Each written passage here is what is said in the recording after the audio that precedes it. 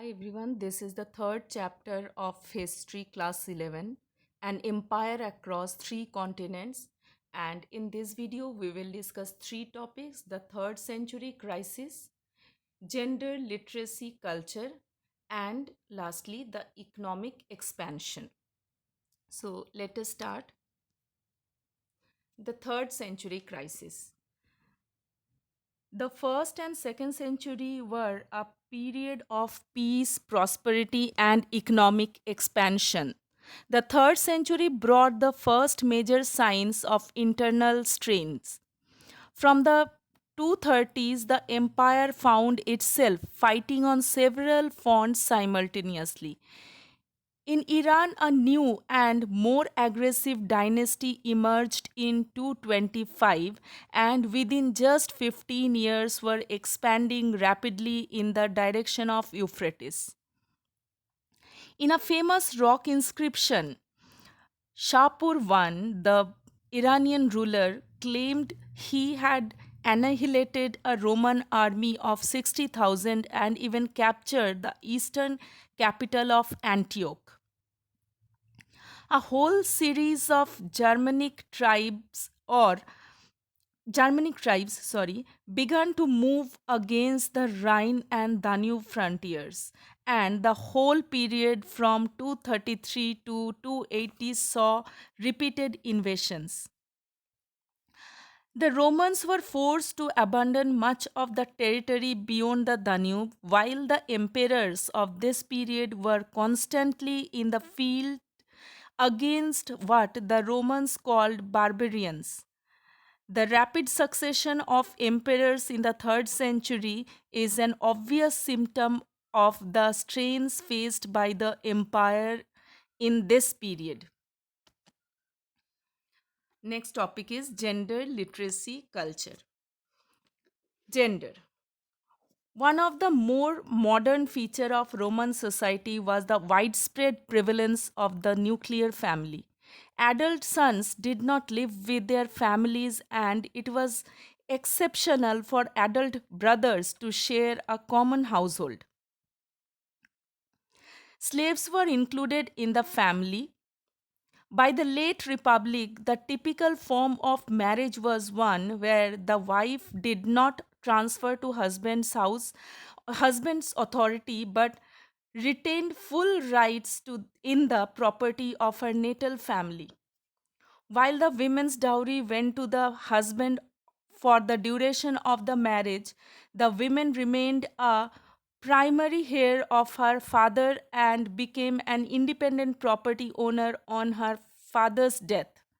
The Roman women enjoyed considerable legal rights in owning and managing property.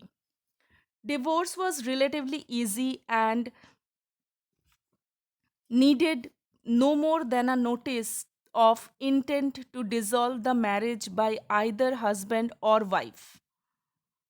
Males married in their late 20s or early 30s, women were married off in the late teens or early 20s. So there was an age gap between husband and wife, and this would have encouraged a certain inequality. Marriages were generally arranged, and there is no doubt that women were often subject to domination by their husbands. Fathers had substantial legal control over their children, sometimes to a shocking degree. For example, a large power of life and death in exposing unwanted children by leaving them out in the cold to die. Literacy. Rates of casual literacy varied greatly between different parts of the empire. In Pompeii, which was buried in a volcanic eruption in 79 CE, there is strong evidence of widespread casual literacy. Walls on main streets of Pompeii often carried advertisements, and graffiti were found all over the city. By contrast, in Egypt, where hundreds of papyri survive, most formal documents such as contracts were usually written by professional scribes. Literacy was certainly more widespread among certain categories such as soldiers, army officers, and estate managers. Culture. The cultural diversity of the empire was reflected in the vast diversity of religious cults and local deities, the plurality of languages that were spoken, the styles of dress and costume, the food people ate, the forms of social organization, even their pattern of settlement. Aramaic was the dominant language group of the Northeast.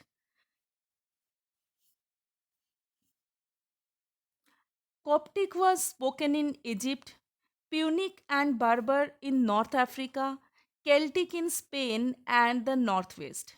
But many of these linguistic cultures were purely oral, at least until a script was invented for them.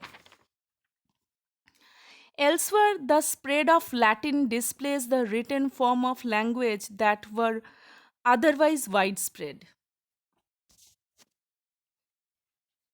Economic expansion, trade, and commerce. The empire had a substantial economic infrastructure of harbors, mines, quarries, brickyards, olive oil factories, etc.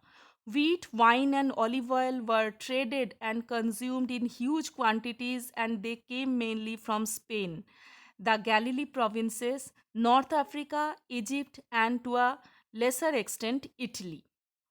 Liquids like wine and olive oil were transported in containers called amphorae.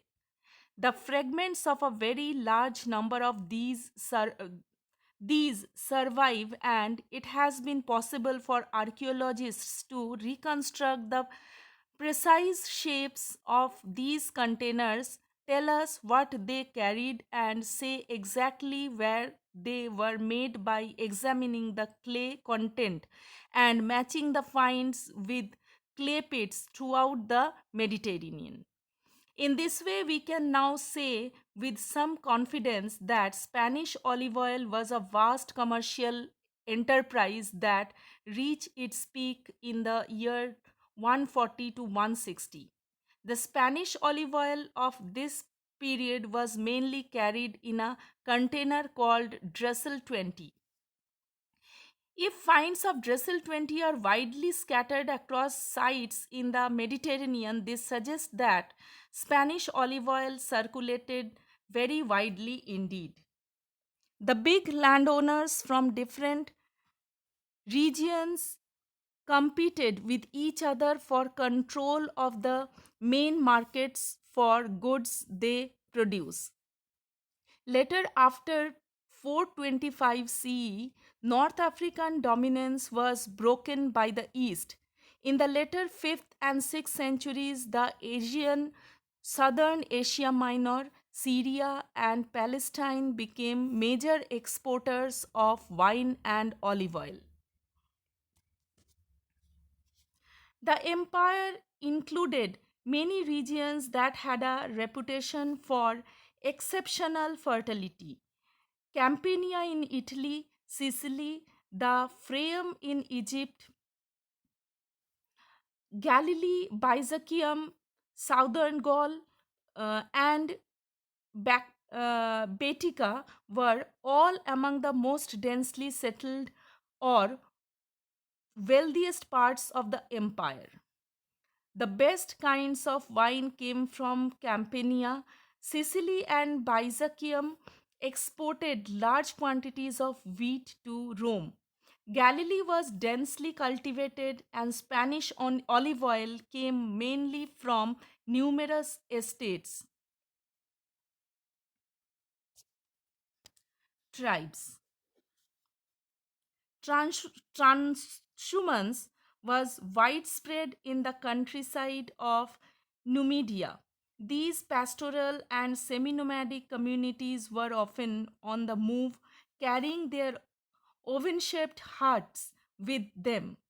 As Roman estates ended in North Africa, the pasture of these communities were drastically reduced and their movements more tightly regulated. In Spain, the north was much less developed and inhabited largely by a Celtic speaking peasantry that lived in hilltop villages called Castella